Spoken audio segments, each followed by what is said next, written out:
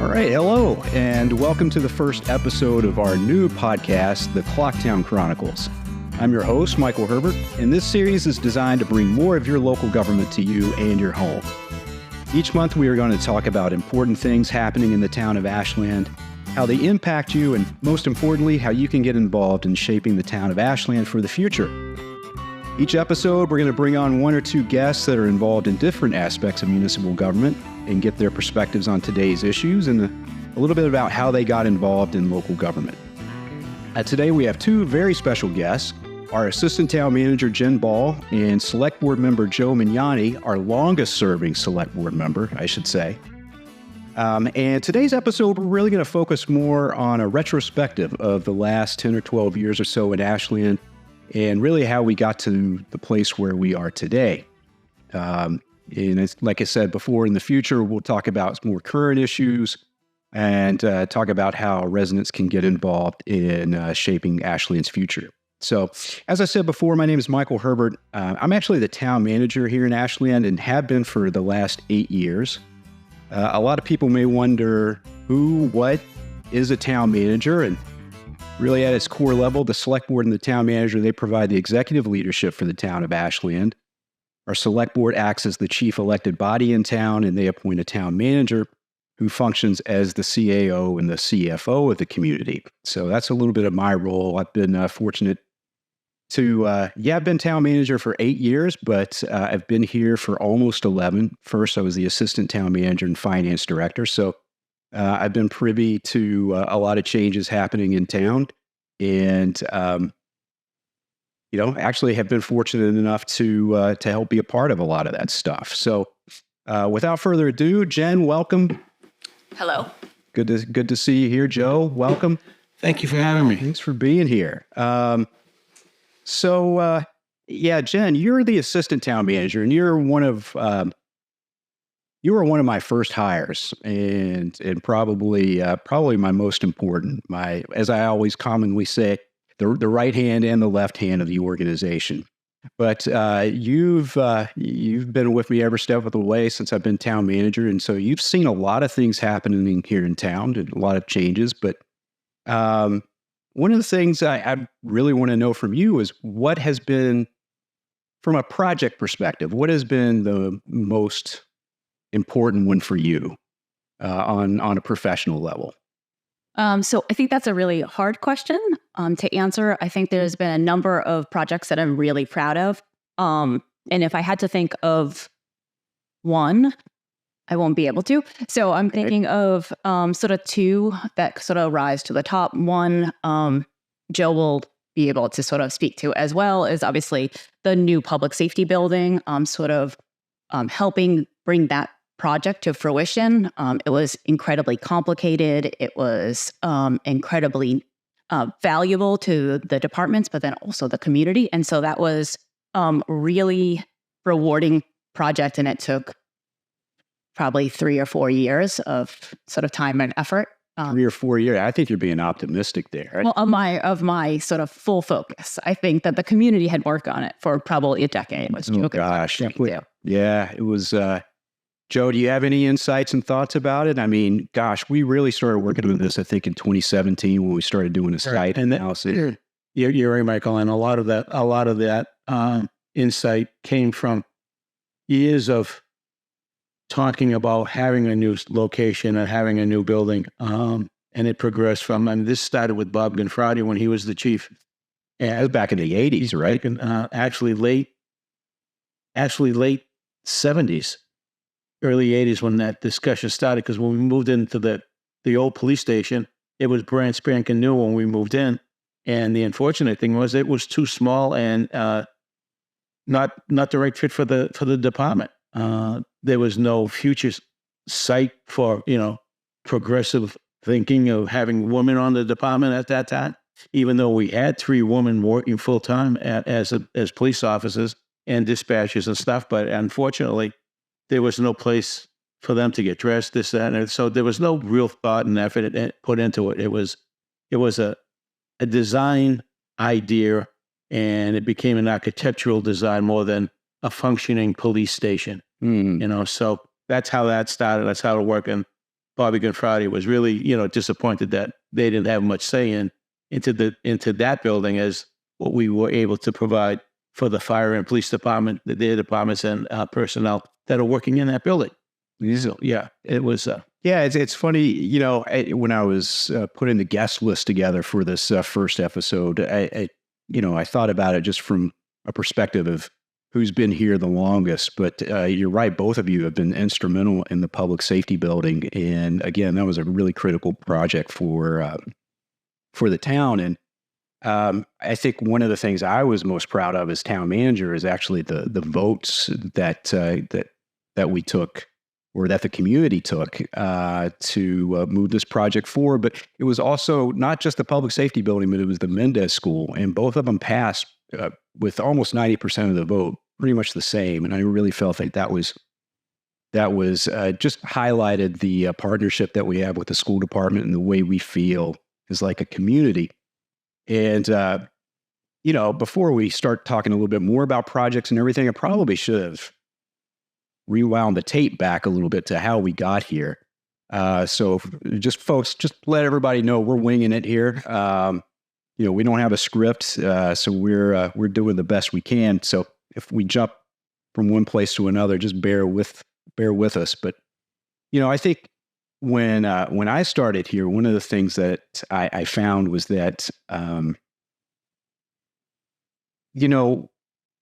there was a lot of arguments happening amongst committees, amongst different departments, and I found that a lot of energy was being, I think, wasted on small things. And so one of my goals was to help everybody. I think just kind of bring everybody together. And one of the things I noticed is that if we could carve out some funds to do some of these projects, these community development and infrastructure projects, and professionalize our departments a little bit, or add departments, if we could find some funding to do that, that would probably solve a lot of those arguments and complex relationships, or add to those complex relationships. And so really what we tried to do at the very beginning, this was, back when Tony Sciabi was the town manager and I was the assistant, really started trying to carve out money from fixed costs, reducing fixed costs. Like we moved our insurance to the GIC, and thanks to the employees for being willing to do that. We also did a lot of energy efficiency upgrades.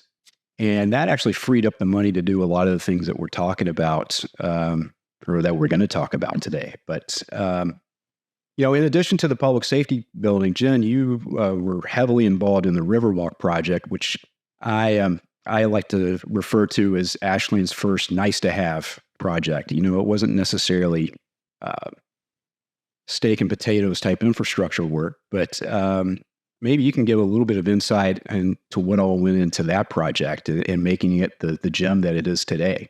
Sure. So this was another project that the community had been working on for about a decade, and we were able to sort of take it from concept and design to sort of allocate the proper funding and bring it to fruition. And so really working with the Open Space and Recreation Committee, who had been working on it and getting permits for, I believe, 8 years before we had implemented. It was a larger project. It was one of the largest projects that I had worked on up to that date. And it was complex, meaning we had to figure out a way to have a pedestrian bridge over Mill Pond to connect the actual walking trail that existed as part of the Bay Circuit to our Mill Pond Park. And we also had to work with several landowners just to make sure that we're able to access the entire trail, and it connects down to Ponderosa. There's a vision that we'll be able to connect downtown.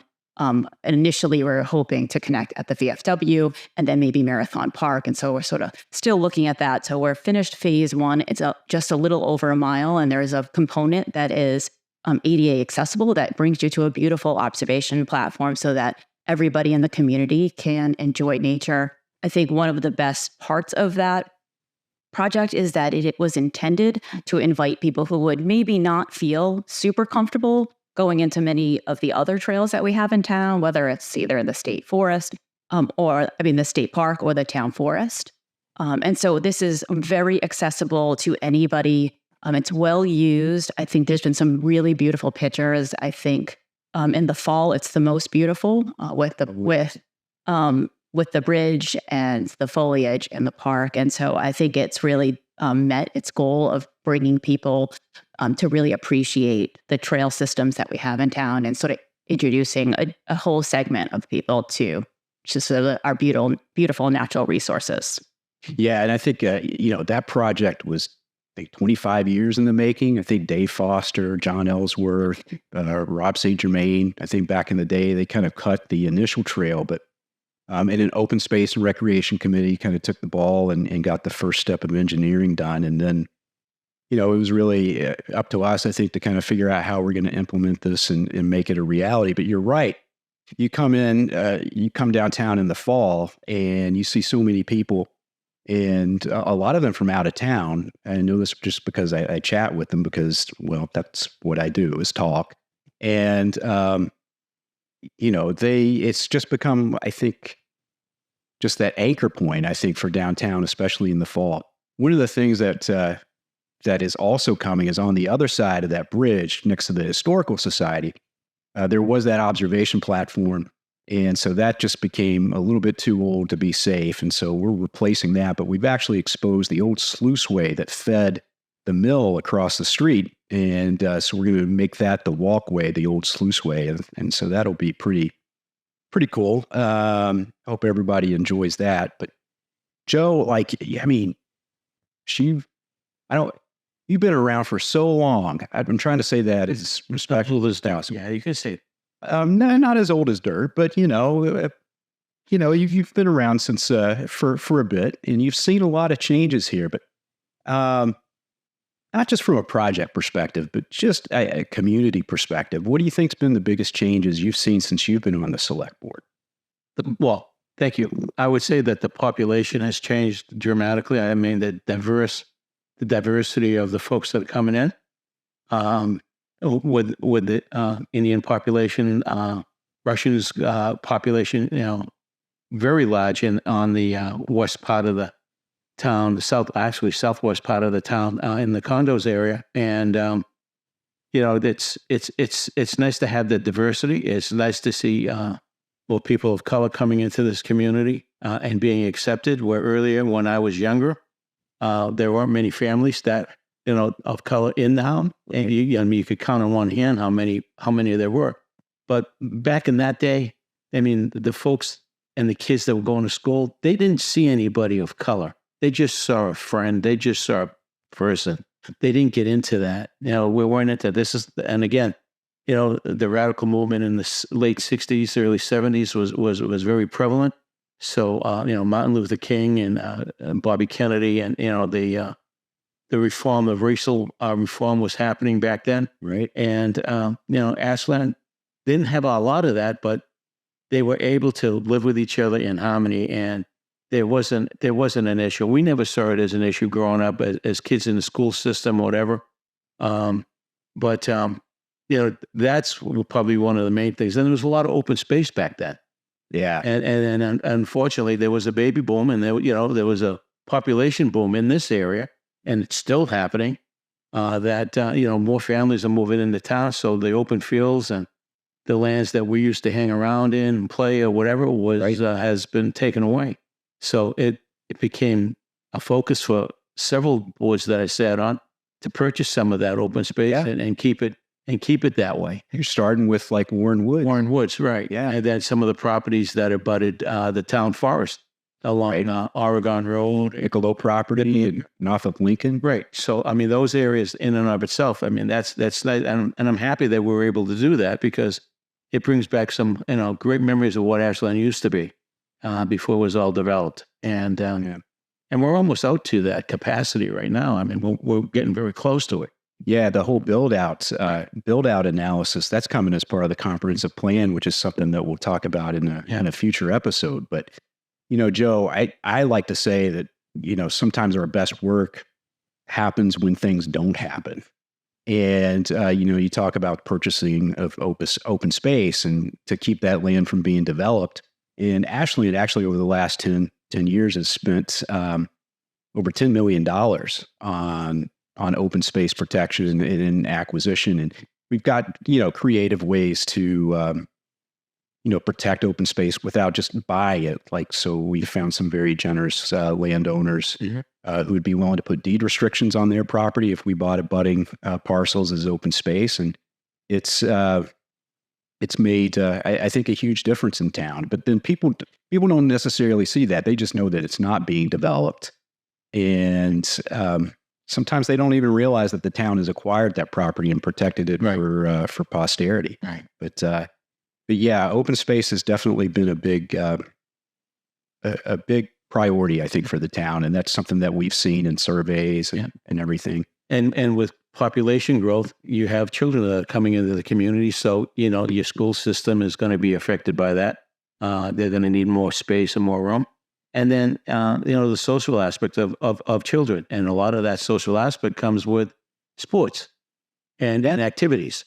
And so now you need fields, to provide those areas of programs for kids to have fun in. So now there was a field issue. And a lot of the discussion came about, do we want regular natural turf or do we want, artificial turf? And in the long run, with all the discussions and the committees that were developed, it came down to common sense. It was going to be a lot of money to keep the natural turf, which needed resting period, and you don't have enough grass fields to be maintained. They'd let one field rest for a season and utilize something else. So the turf option was used, and it's been working pretty well.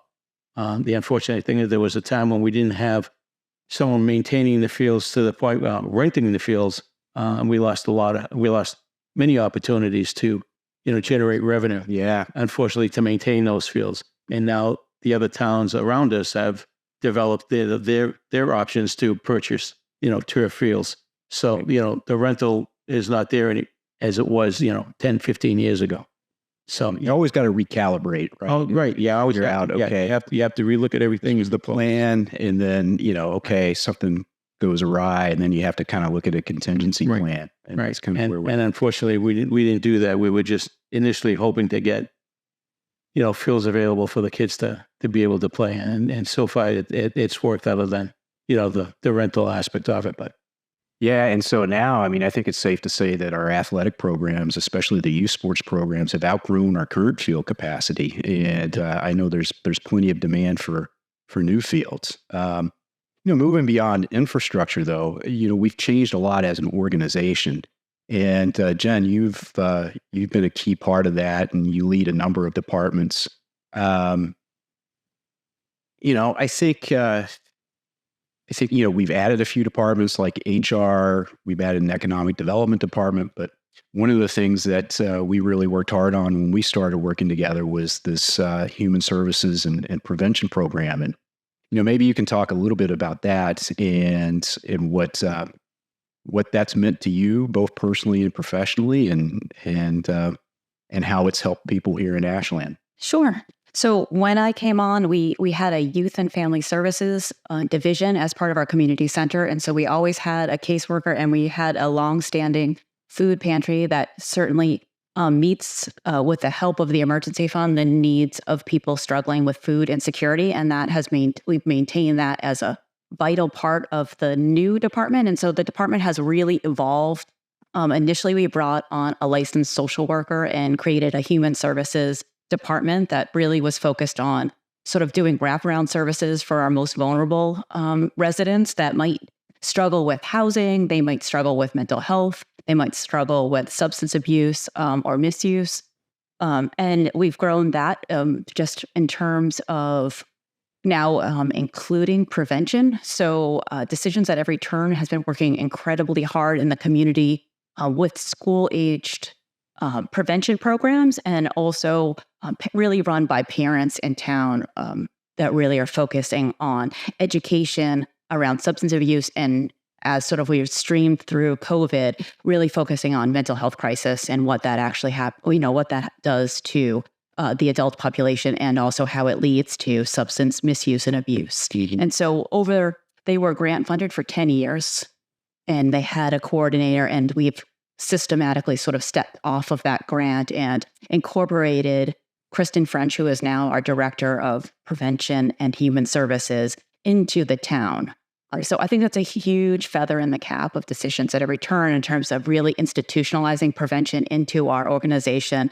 It's something that you and I have really believed in from go, and really worked to make sure that we could incorporate her and keep their mission alive. And so now she's leading the department and incorporating prevention as much as we can in all aspects of our program. So working to have prevention messages in recreation programs, in the library programs, partnering throughout the community, and then also continuing our partnership with the schools.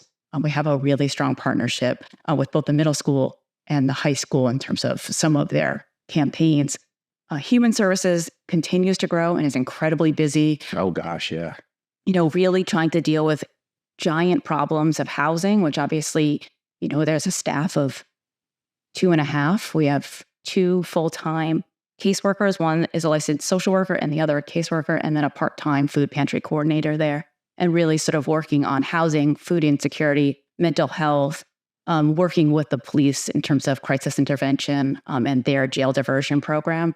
And so it's been really a successful program. It's meeting a real critical and essential need in the community. And sort of as we can address those and help them connect them with social services throughout the region, and we can help people to sort of live a more fulfilling and stable life, the better the community is. And sort of we've definitely had a huge program. A part of it is which most people probably have heard of, is probably the holiday program.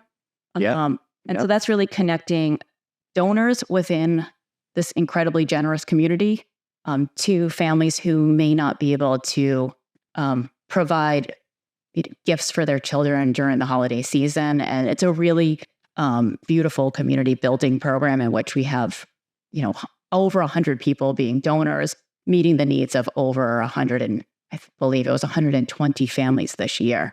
So that is sort of probably the most well-known, but there's all this work that's happening year-round that never really gets talked about because it is confidential, and but they're incredibly busy day to day.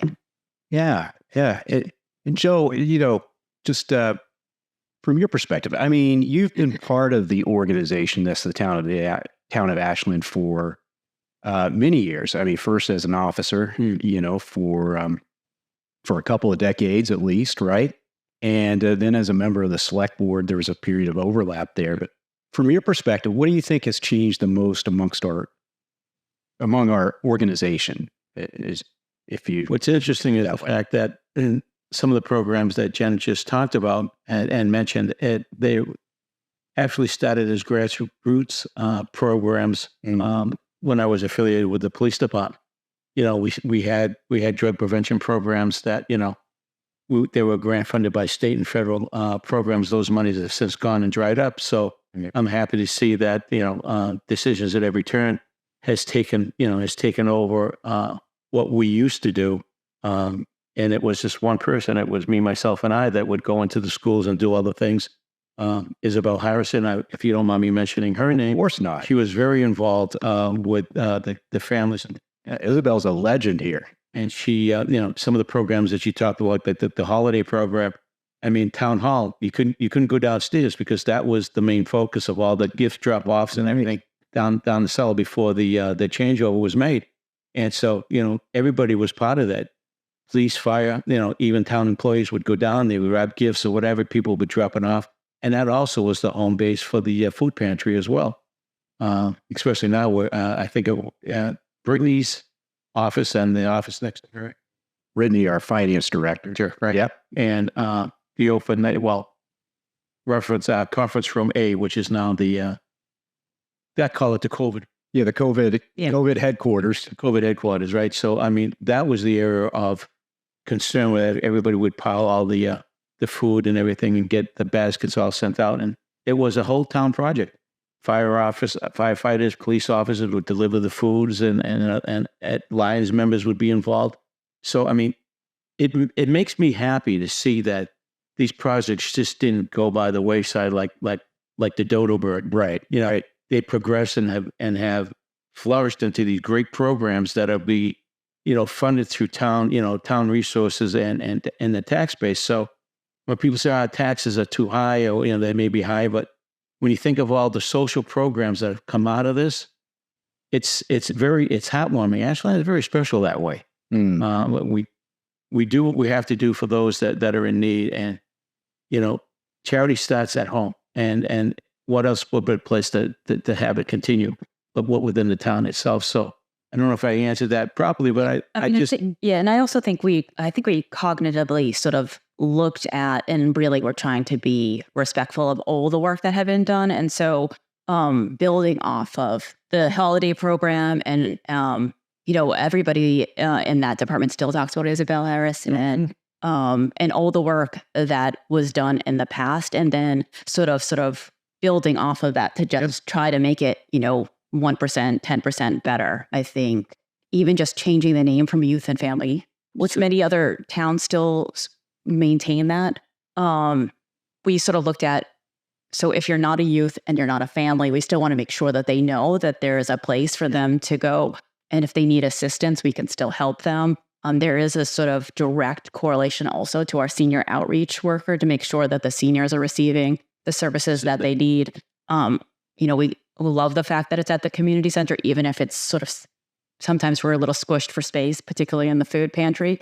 But the connections that you have there, you have the recreation department there. So you already have young people, you have the seniors who, may not go someplace else if they need services.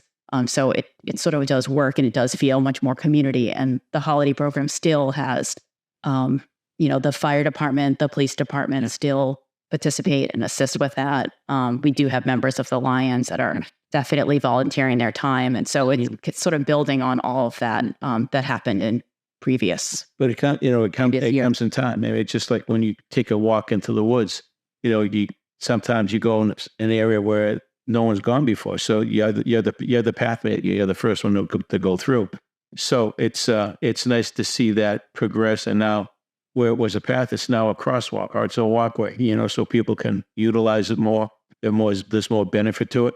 So to hear all of this, I mean, I sit back and I smile and say, thank you. Yeah. Thank you to everybody that's taken that torch and continued doing the things that we started, because those folks haven't been forgotten. And that's the needy. And that's quite important for me. I mean, it's, we were a small town back then. We didn't have a lot. There wasn't a lot. There weren't any rich people. I mean, we were all, blue collar workers. There wasn't, we weren't the Shervins. We weren't, the Wellesleys or Whites. Right. So we all had to work, and whatever we were able to contribute to help the community, that's what we've done. And I take full acknowledgement that the both of you, when you came on board, even as an assistant town manager, a lot of the work that was done behind the scenes by the both of you. And, other credit may have been given to other individuals, but you guys were the folks that, were the ones that the overview was overseers of the work that was really being done that made a difference. So that was my observation when I first got on. And I will continue that observation, because you folks are very endearing to me, because I've watched what you have done and made Ashland a lot better, but not for the children, for the entire community as a whole. Thanks. We bridged the gap. Yeah. And I know we're going to jump over some things, but we bridged the gap between when we first started. Joe, I might invite you back again. I mean, you got to keep on with this. Well, it's people were butting heads, departments were butting heads. It was us versus them. Yeah. Attitude. And when we saw and we looked at policies that would be beneficial for everybody to utilize, I mean, cooler heads prevailed. Everybody agreed that this may be the right approach to take. And that policy is in effect right now, and I hope it stays that way. Maybe there's always a little tweak that needs to be done, but all in all, I mean, you're talking about the financial aspect of it, right? I mean, any new monies that come in is a 70-30 split, and the way it should be, and everybody benefits by it. It's not, well, we need this more than no. It's we're in this together, and I think that attitude has fostered a better and a great change of how budgetary thought processes are being done in this community. Yeah. And much better than other communities around us.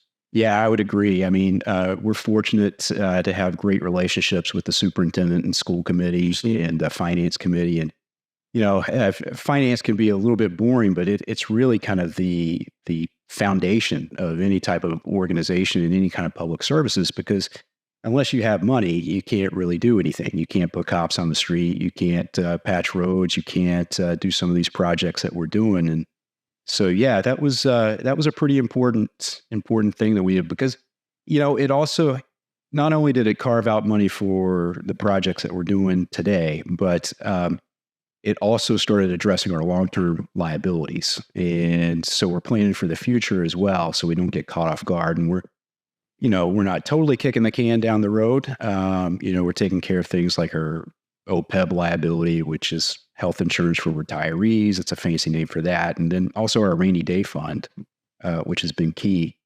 But Joe, just getting back to the projects, one of the things that, you and I kind of shared a moment with was something that's very near and dear to my heart, which is the downtown project. And I can remember you and me and Carl kind of walking. Yeah, the walk. We'll call it the walk. Oh. Yeah, down Main Street, and just kind of envisioning what it would look like with the poles underground and everything. And what do you think about the evolution of that project? We're not finished yet. We still got to get the poles down. We're almost there. And it was funny. I was in the company with Kyle a couple of days ago, and we were talking about that. And I said, "Remember the walk?" He goes, "Oh yeah, the walk was that actually started that movement to let's do it." Yeah, and the discussion came out. Yeah, we make the sidewalks better and beautiful crosswalks, the whole 9 yards to beautify downtown. Well, we'll be beautifying downtown. Get rid of the poison button. Get rid of the bloody. We got a few sound effect buttons here, which we haven't tried yet. Get rid of the bloody, wires and hang, telephone poles out, and put them out of sight, put them onto the ground. And that initial discussion actually came. It came to fruition, and within the next year or two. Yeah, I'm gonna press a button. There we go. There you go. Look at that. We downtown. Yeah, downtown. and it's come and people are happy with it. Yeah, especially this past year during the holiday season. Oh my gosh, it was incredible. It was absolutely incredible. Yeah, to see all the people do the holiday stroll and getting the business folks involved in it. Beth has done a great job, and Beth Reynolds, our economic development director. Town hall looks so pretty. Oh, it looks very. And it'll continue. You go from one building to the next, and hopefully we can put funding and make a line item of that, and hopefully that, and maybe the business community sees that and helps towards that as well. So we could all do that. So, but it was very, very nice, and I know Santa was very happy to see it when he came down and saw all those. He was very, very impressed how Ashland got into the holiday spirit real quickly. Yeah, and Santa's the guy to impress that time of year. It certainly is. It's Santa. Santa is really, really. Santa, when he comes to Ashland, his favorite spot. It is favorite spot, and I will have to say, I have a personal experience with that and I like to share because my daughter, when I started here, she was 3 years old, and believe it or not, she wasn't totally convinced about Santa. And when Santa came to town one year, she went and got on Santa's lap, and Santa knew exactly what she wanted. And I remember her getting on that lap, and Santa saying, "Oh, I hear you want." I think it was like a Princess Sophia the First castle. I think that's what she was into at the time. And I tell you, her just smiled, like this amazed look on her face. And she came out of that little hut a believer. So I always got a special place in my heart for Santa here in town. Jen, what are some of the other projects that you really like and are proud of? I mean, we've got so many. We got 126. We've got the Mendez School. We talked about the public safety building. Any of those or ones that I didn't mention that really kind of resonate with you? I mean, all of those for sure. I mean, I think all of them have a part in sort of transforming the physical part of our community. I do love sort of programs also. I think we've come a long way in our programs. I think at the library we have a a crazy amount of programs. Oh, yeah, Any Mina's given done day, you can amazing job. find something that you're interested in. I think with recreation and our seniors sort of just keep building on programs. And I think sometimes when we're thinking about community, we think about the physical places. And sometimes I think we also need to think about the programmatic, where you can actually connect with some people that you may not otherwise cross paths with. And I think that is invaluable. And I think our staff does an amazing job with that. I'm lucky enough to be part of Ashland is United that also does programs. Like Breaking Bread, which actually Joe was at. yeah, that was which a is great very program. cool That was program. awesome. And I'm waiting for it to come up again, to do Yeah. that again. That was awesome. Yeah. It was a lot of fun. yeah, so they do sort of programs intentionally connecting people that might not otherwise cross paths. And I think if we're talking about physical projects, another project super proud of is the Trolley Brook Trail, which, yeah. on its face, you're thinking it's less than a mile. It was sort of the easiest piece of the Upper Charles Trail because we owned the property, but it was one of the projects that really sort of far surpassed my vision. Like I was really surprised, and now I walk it almost every day. But it's a beautiful path that, you're weirdly sort of transplanted or something into the woods from Magunko Road. Yeah, you Magunko, walk which is probably the most industrial. I mean, next to Location, Nickerson Road off yeah. 126, Magunko's pretty Yeah. industrial, and then you just walk into this environmental, beauty. Yeah, it's like almost magical in a way that it sort of brings you to this place from, like you said, the most industrial. You're walking not on a sidewalk through the street, and then you end up on this beautiful path for a little bit of a mile. That project was surprisingly satisfying in terms of what I had envisioned, and then to actually see it. And again, it's the start of something that will be much, much bigger. That will take likely years and years and years Yeah, to the come. Upper Charles Trail. Yeah. Which we're making some And progress. when it happens, it'll be a beneficial, beneficial for everybody, whether they ride bikes or they just walk the trail. Right. Right. Which would be nice. I'm sorry, I no, didn't mean go to ahead. interrupt you, Mike. The programs that you were talking, that you had mentioned, these programs are essential for everybody.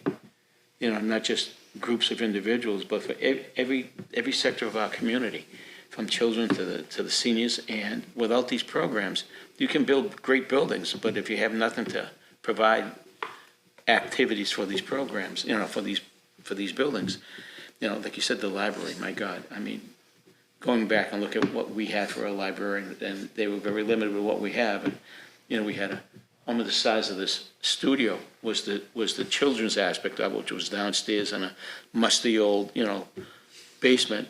And they did the best that they could do.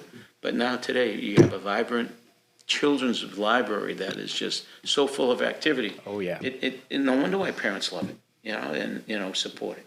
Yeah, it's a good opportunity to give a shout out to Lois McAuliffe, who my her goodness. last day actually as the children's librarian was Yesterday. Yesterday, right? And so she's been there for over a couple of decades. But Mina Jane, who has been our library director now 2 or 3 years, has just done an amazing job of bringing programs in, for sure. I think, one of the things I want to just kind of pivot towards is just talking about you two individually and why you got into, public service. And Joe, I'll ask you specifically, what made you decide to run for the select board? Well, there was a discussion that was being had in front of a select board, at the time, a selectman board, that was actually shutting out people's opportunity to speak on a topic. And it happened to be, and this was the Warren Woods matter, the whole project with Warren Woods, and it was in a discussion stage. And unfortunately, the folks that were on the as selectmen at the time, didn't want to hear it. So they shut the people down. And that's not what town government's about. Shutting, the voices of people should be heard, especially from elected officials. So it annoyed me. I can remember my father's voice telling me in my ear if you don't like what you see, and if you don't do anything, you're part of the problem. Right. So I said, okay. In my mind, I said, okay, that's it. I talked to my family to make sure it was okay with them, because I knew it was going to be time-consuming in the beginning. Because we all know Donna runs the Magnani household. Yeah. I wear the skirt. clear. I'm not ashamed to say that my skirt's a little high right now, but yeah. And she's definitely the boss. There's no doubt about it. And in any Italian home, the mom's the boss. I don't care what people say. Oh, for sure. But anyway, long story short, they said fine, and so talked to some of my friends, and we started this campaign to run. I was very I was humbled by the support I got, and still received over the last 3 terms that I ran, and I hope people still trust and believe in me, and my heart is to do the right thing for the community. I know that the current board that I sit on, we still have that same process, and we all feel the same way. We still have a commitment to this town, and but that was one reason. It was just the lack of not being able to speak and be heard on a matter was very compelling to me, and I think it's be compelling to anybody. That's why I'm glad that we still have citizens' participation, Right. during our meetings. Right. Even now with Zoom, you have more people available to speak if they need to speak.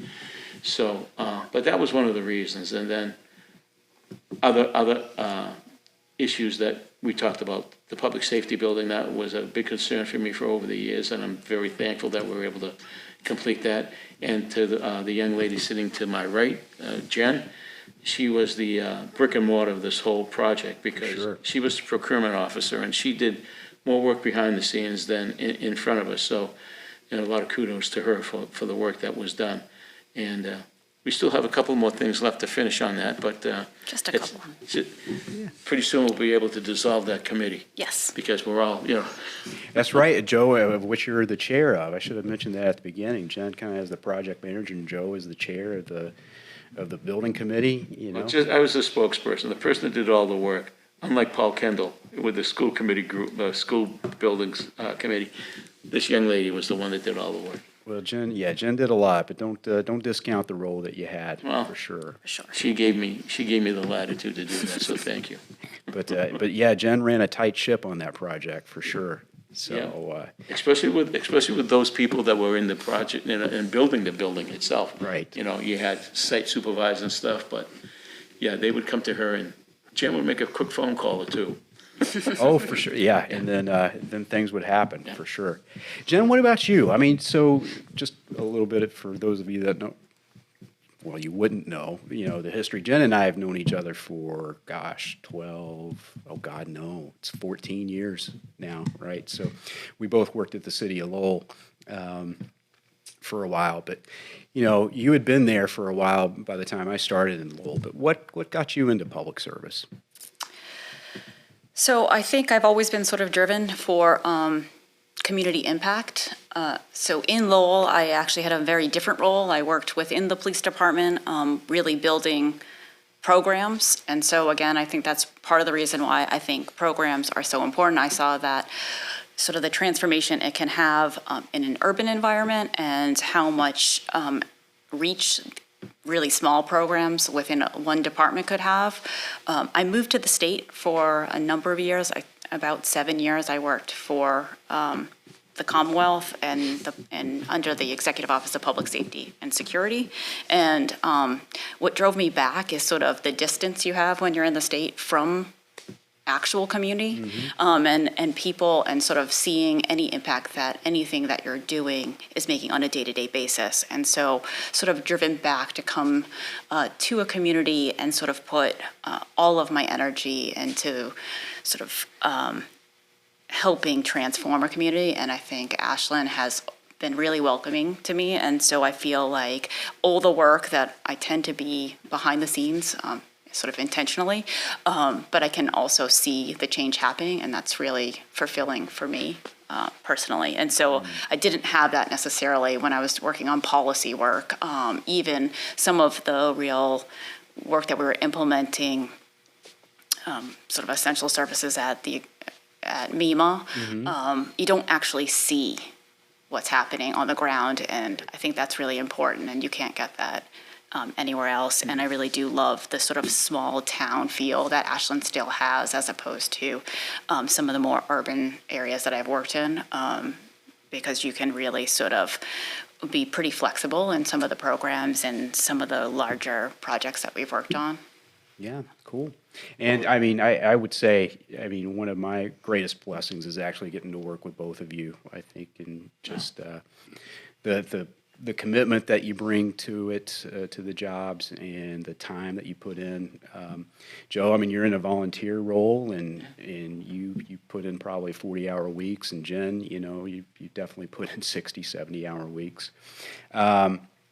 But no, thank you for both going into that, and thanks, Melissa. Melissa, I was just about to ask for a time check. Melissa Hayes here. Let's give her a big round of applause for putting all of this together, as well as WACA and Paul Bowden and Barbara Chisholm. So I think we're going to wrap this episode up. We're about at the 40-minute, maybe close to 45-minute mark. But before we leave, we were going to try to do a trivia question. And Joe, you and I were talking a little bit about one. And so this is what I think we'll do. All right. So we're gonna have an email address, clocktownchronicles@ashlandmass.com. And so what we're going to do is we're going to ask a trivia question, and people who want to write in and give us the answer, just send it to clocktownchronicles@ashlandmass.com. Just got to remember to set that email address up. But anyway, we will. But Joe, what is the trivia question for this month?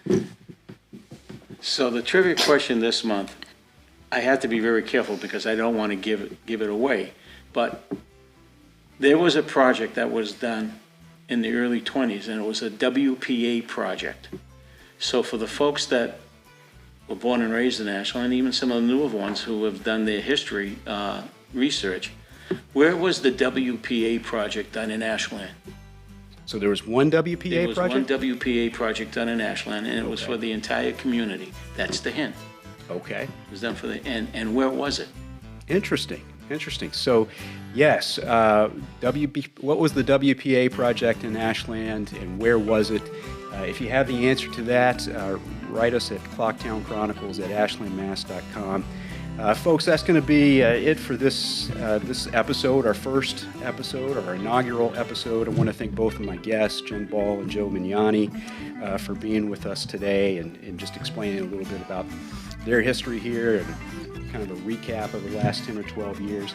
Again, I want to thank Melissa Hayes, our communications coordinator, for putting all this together, and our friends at WACA, Barbara Chisholm and Paul Bowden, for setting all this up and kind of making it all work. It's like magic. So, folks, it's been great talking with you, and again, I hope you enjoy this. Actually, even if you don't have an answer to the trivia question, if you could just write us and let us know what you think about the podcast and what you would like to hear in the future. Again, use that email address, and we'll be sure to listen. So I want to bid everybody adieu, and thank you very much for listening. Thank you.